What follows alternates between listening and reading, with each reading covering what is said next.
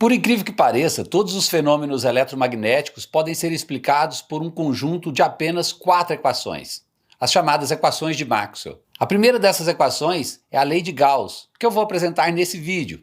Você vai se surpreender como a física por trás dessa lei é intuitiva e simples de assimilar.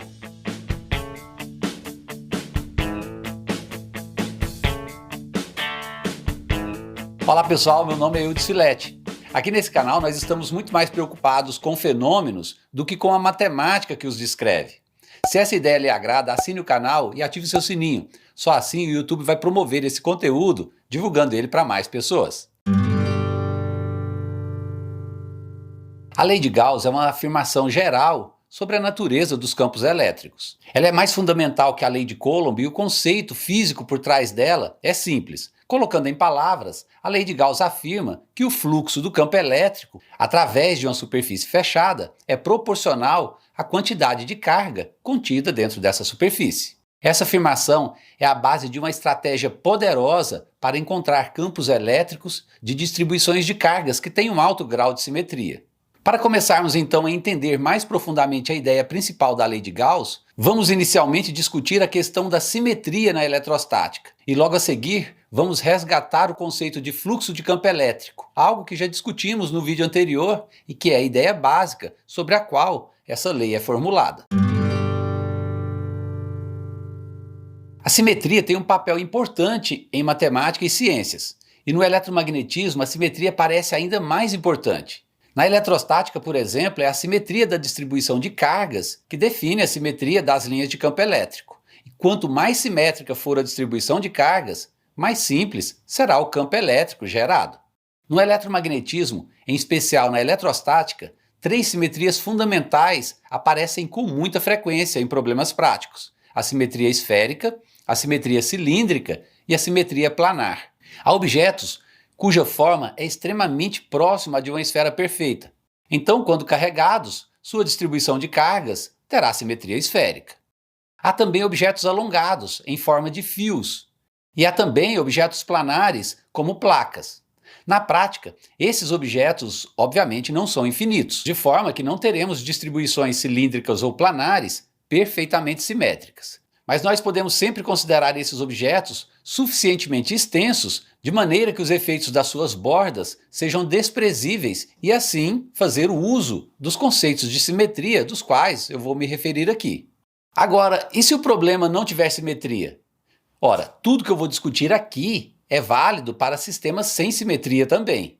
O único inconveniente é que problemas de baixa simetria ou sem simetria não são vantajosos de serem tratados com a lei de Gauss, e nesse caso é melhor o uso da força bruta, fazendo as contas usando o princípio da superposição, a lei de Coulomb e o cálculo integral. Isso, naturalmente, é um processo muito mais trabalhoso, mas é o que pode e deve ser feito quando o problema não é simétrico bastante. A lei de Gauss é uma relação direta entre o fluxo do campo elétrico e a carga-fonte que gera esse campo.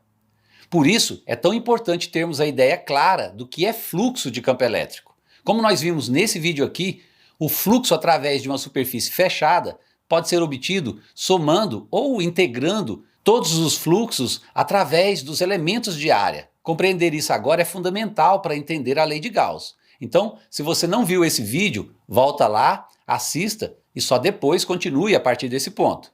No contexto da eletrostática, uma superfície fechada pela qual passa um campo elétrico é chamada de superfície gaussiana, em homenagem a Gauss. A superfície gaussiana é uma superfície imaginária, matemática, abstrata, não há uma superfície física, embora possa mesmo coincidir com a superfície de um material. Uma superfície gaussiana pode ter qualquer geometria, mas como eu discuti há pouco, ela será mais útil quando corresponder à simetria do campo. Por exemplo, uma superfície gaussiana ideal para envolver um fio carregado deve ser um cilindro fechado. Nesse caso, o campo elétrico em todos os pontos da superfície do cilindro será perpendicular à parede lateral e nenhum campo vai passar pelas superfícies inferior e superior. E isso facilita imensamente o cálculo do fluxo através da superfície gaussiana cilíndrica. Agora, se a superfície gaussiana não corresponder à simetria da distribuição de carga, ela não é tão útil. Se você colocar uma carga esférica dentro de uma superfície gaussiana cúbica, você teria linhas de campo que não são ortogonais à superfície, o que tornaria o cálculo do campo imensamente complicado. Mas a boa notícia é que as somatórias dos elementos de fluxo, ou mais precisamente, as integrais que a lei de Gauss demanda, são muito fáceis de se calcular quando o sistema é simétrico. Essa facilidade decorre simplesmente do uso efetivo da simetria do campo elétrico e das suas correspondentes distribuições de carga. Imagine uma carga-fonte pontual, gerando um campo elétrico. Suas linhas de campo se espalham esfericamente pelo espaço. Logo, a superfície gaussiana mais adequada é uma casca esférica centrada na carga. Se a carga-fonte estiver dentro da superfície gaussiana, então, pela definição, o fluxo de campo elétrico pode ser dado apenas pelo produto da área da superfície gaussiana pelo campo elétrico de uma carga pontual. Tenha em mente aqui que o fluxo é sempre definido como uma somatória ou integral de superfície, mas que foi simplificado simplesmente porque, neste caso em particular, todas as linhas de campo são ortogonais à superfície, de forma que a integral se tornou apenas um produto trivial, o campo vezes a área. Agora suponha que a carga-fonte esteja fora da superfície. Nesse caso, o que é que nós podemos dizer sobre o fluxo do campo através dessa superfície? Bem, aqui você vê que todas as linhas de campo elétrico que entram por um lado da região fechada saem do lado oposto. Ou seja, há um fluxo positivo de um lado e um mesmo fluxo, só que negativo, do outro lado. E no total, a soma dos fluxos é zero, e não há fluxo resultante algum para dentro ou para fora da região fechada. Então, nós somos levados à conclusão de que se uma superfície fechada não contiver nenhuma carga resultante no seu interior, então o fluxo através dela será nulo. Você pode imaginar ainda um terceiro caso, no qual a superfície gaussiana contém mais de uma carga no seu interior. Nesse caso, nós devemos calcular o fluxo usando o campo elétrico total de todas as cargas. O fluxo resultante vai ser a soma dos fluxos devidos às cargas individuais, ou, de forma equivalente, o fluxo total vai ser devido à carga total no interior da superfície. Agora, como você já sabe calcular o fluxo do campo elétrico em uma superfície fechada, nós já podemos atacar o tópico essencial desse vídeo, que é a lei de Gauss propriamente dita. Deixe eu fazer isso discutindo primeiramente o caso da carga pontual, cujo campo elétrico é dado pela lei de Coulomb.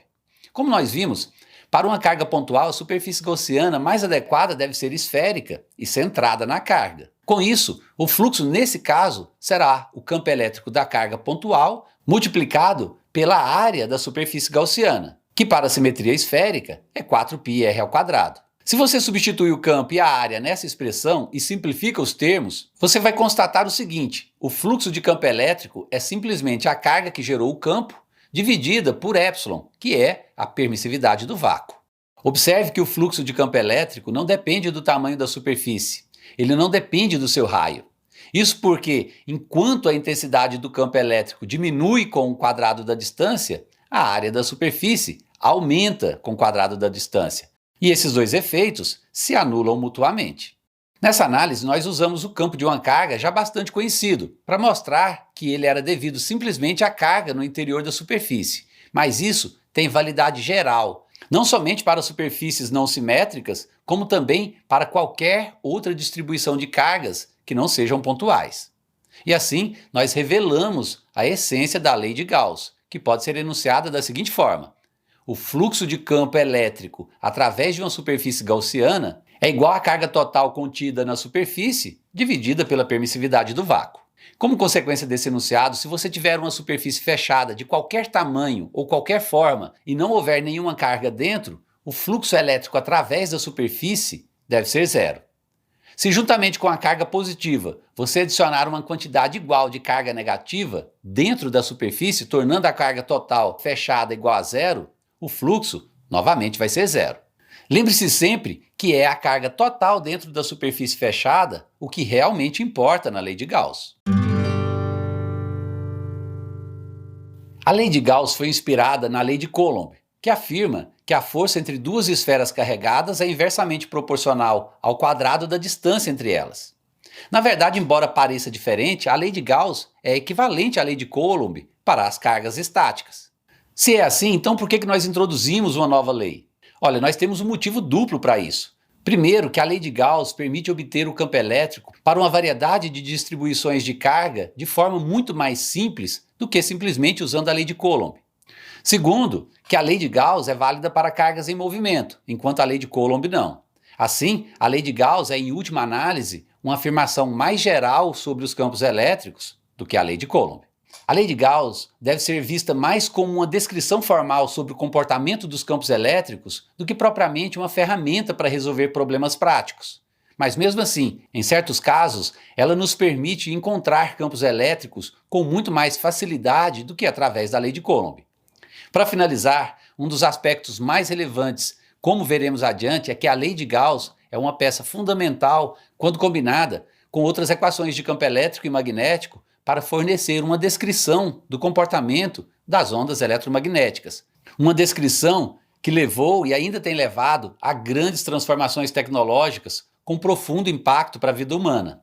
E é isso que faz da lei de Gauss uma das leis mais importantes da física. Esse vídeo termina por aqui. Se você gostou, dê um like agora e assine o canal. Tenha Verve Científica. Um abraço e até a próxima.